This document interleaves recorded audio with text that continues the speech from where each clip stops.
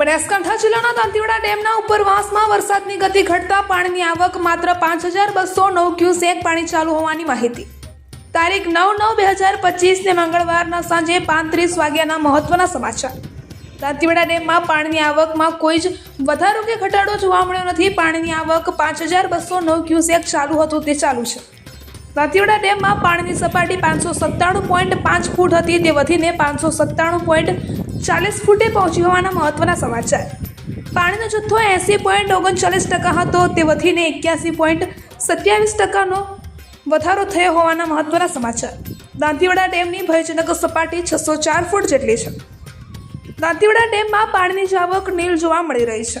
આ હતા દાંતીવાડા ડેમના સાંજે 5:30 વાગ્યાના મહત્વના સમાચાર।